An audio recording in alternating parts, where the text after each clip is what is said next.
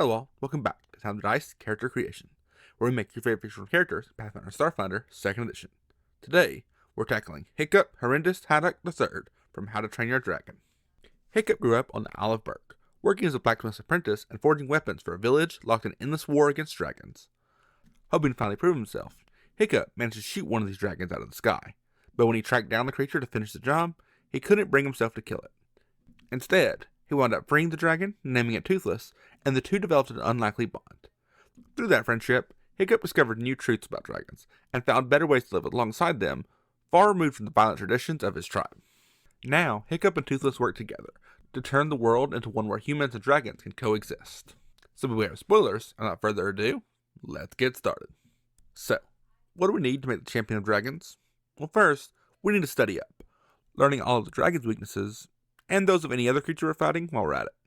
Next, we need to form an unbreakable bond with a dragon, so that we can ride into combat in style. And finally, once we've done that, let's take to the sky. Night Furies are known for their incredible speed and maneuverability, allowing us to outpace any foes that we can't outpower. Hiccup is a human, so we're going with a human ancestry. This will give us 8 hit points, a medium size, 25-foot movement speed, and an attribute boost with intelligence and wisdom. For our heritage, we'll go with Versatile Human for a general feat of our choice. We'll pick up Tame Animal, to be able to take an hour and make a nature check against any non-hostile wild animal that we encounter. On a success, we form a bond with the creature, preventing it from attacking us or our allies for 1 month, or permanently on a critical success.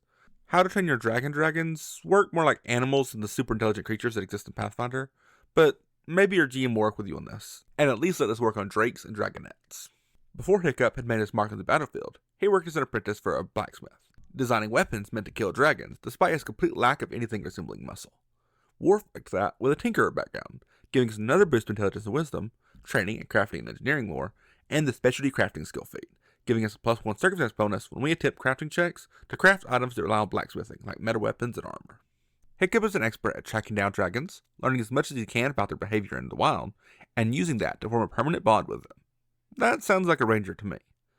As a ranger, we'll get 10 plus con hit points per level, start out expert in perception, fortitude, and reflex saves, but only trained in will saves. For our skills, all rangers get nature and survival training for free, for tracking down and identifying dragons. But we will also get Arcana for training the more magical dragons we encounter, Acrobatics for high-flying stunts, Diplomacy for filling our father's shoes as chief, Intimidation because, well, we're riding a dragon, Medicine for treating burns from dragonfire, Society for knowing everyone in the village, and Thievery because mobile trebuchets have a lot of small pieces. For our equipment, we have training in all simple and martial weapons, even though we don't have the strength to wield them properly, and up to medium armor, because dragons have quite a bit of jaw strength, and Hiccup streams don't involve becoming a shish kebab. We'll start our stats with a big goose egg in strength. Hiccup's physical weakness is kind of the starting point of his need to prove himself. Dexterity is a +2. He's a klutz, but he's also pretty nimble when he needs to be. Constitution is also a 0. There's a reason that Stoics thought Hiccup would die if he actually fought a dragon. Intelligence and Wisdom are both a +3. Hiccup thinks differently than most other Vikings, and that proves to be his strongest tool. And finally, we'll start with Charisma at a +1. Hiccup starts the series awful at convincing anyone of doing just about anything. Like, seriously, he has his very own pet dragon, and one of the most powerful dragons in existence, mind you, and he failed to convince anyone in the tribe that it might be a useful asset. However, by the end of the second movie, he's grown into a pretty decent chief, so we'll invest in this as we go forward, even if it's starting pretty low. Hold it right there! What do you think you're doing? If you've made it this far into this video, I assume that you actually like it. And if that's the case, why don't you make it official by hitting that like button and subscribing to the channel? It really helps us by telling YouTube that we are worth showing to more people. Alright, back to the video. At level 1, the ranger's first big decision is choosing a Hunter's Edge. Outwit fits Hiccup pretty well, giving us a +2 circumstance bonus to Deception, Intimidation, and Stealth checks, plus any recall knowledge check against their hunted prey. It also provides a +1 circumstance bonus to AC against attacks from that prey. And since we're talking about our prey, this seems like a pretty good moment to explain what Hunt Prey does. As a ranger, we can spend an action to designate any creature that we can see or that we're tracking as our prey. Once we do, we gain a +2 circumstance bonus to Perception check to seek that creature, and a +2 circumstance bonus on survival checks to track it. We also ignore the penalty for making any ranged attacks against our prey within the second range increment. Hiccup isn't much of an archer outside of that one moment in Stoic's funeral, but it's still worth mentioning since our dexterity is noticeably higher than our strength, so it'd be a clear winner mechanically. For our ancestry feat, we'll grab General Training to grab an extra general feat of our choice. And for that feat, Ride is an obvious pick, letting us order any mounted animal to stride without needing the nature check usually needed for a commanded animal check. We won't need this for Toothless once that bond is established, since Animal Companions remove the need to make commanded animal checks altogether. But this will be useful in edge cases, like if we ever find ourselves riding a baby dragon as a temporary mount. For our class feat, we'll grab Monster Hunter, letting us combine Hunt Prey with Recall Knowledge for one action.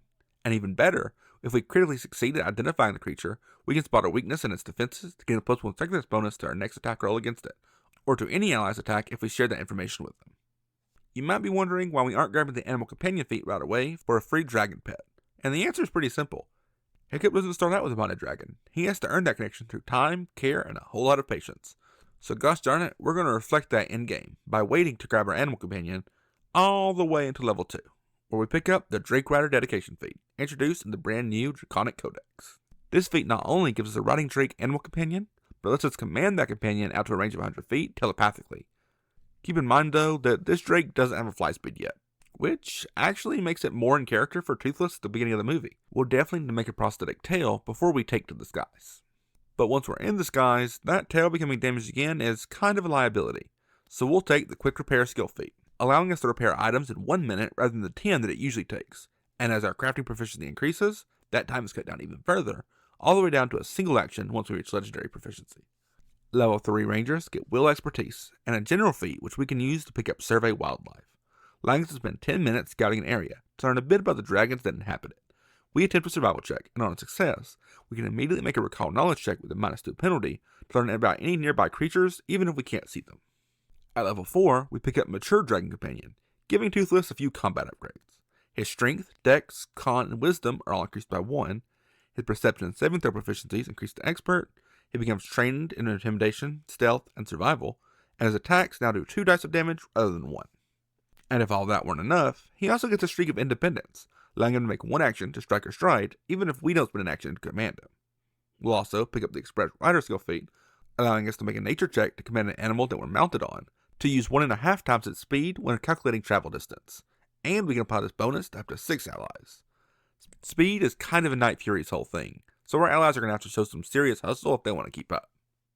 Level 5 Rangers get Ranger Weapon Expertise and Trackless Journey, meaning we always get the benefit from covering our tracks when moving through natural terrain, even when we're moving at full speed. I don't know what tracks we would otherwise leave behind us when we're flying over the ocean, but this is cool, I guess. We also get Clever Improviser to attempt a skill check that would normally require training, even if we're untrained, as well as add our level -1 to the roll. Hiccup had to figure out all of his skills on his own. There were no what to do if you meet a dragon classes for him to attend. Well, there were, but they kind of had the opposite effect. At level 6, we finally get to work with making Toothless's prosthetic with the Inventor feat, letting us spend time crafting formulas the same way we would normally craft items that we already have the recipe for. It also serves as a perfect justification to pick up the Winged Leap class feat, to give Toothless an action of the same name that he can use to fly with a flight speed of 25 feet for a single action, though he has to end that action on solid ground or immediately fall. Now we're getting somewhere. Level 7 Rangers get Perception Mastery, Weapon Specialization, and Natural Reflexes, increasing our reflex saves to master and turning all successful reflex saves into critical successes. Speaking of turning successes into critical successes, the Impeccable Crafting skill feat turns our successful checks to craft blacksmithing items into critical successes, which helps cut down the time and cost of making all of our gizmos. Incredible Dragon Companion level 8 gives Toothless another combat upgrade, this time turning him into a Nimble Drake, with 2 more Dexterity, 1 more Strength, Con, and Wisdom, Expert Proficiency in Acrobatics, 2 more damage on all of his strikes, and a breath weapon that fills a 30-foot cone with 1d6 fire damage for every 2 levels that we have. This level will also grant us the No Cause for Alarm skill feat, allowing us to make a diplomacy check to calm our allies' frightened condition. Stopping your mounts from panicking is a pretty big thing horse riders have to contend with. I imagine that goes double when your mount can literally break the sound barrier. Level 9 Rangers get Ranger's Expertise and Nature's Edge, making all enemies off guard to us when they're in difficult terrain. We also pick up Incredible Improvisation, letting us harness our innate flexibility and a little bit of luck to get a +4 strength bonus to a skill check that we are untrained in once per day. At level 10, we finally perfected our prosthetic to the point that we can pick up the Winged Rider class feat, giving Toothless a permanent fly speed of 25 feet. Now that we can actually take to the skies with our dragons, it should be a little bit easier to convince the rest of the village to adopt their own dragons. But if we are going to have all those dragons running around, it might be a good idea to take the Stifle Flame skill feat, for a +2 circumstance bonus on attempts to extinguish flames, and to lower the DC to end persistent flame damage from 15 to 10. Accidents happen, but luckily the citizens of Burke know how to extinguish dragonfire.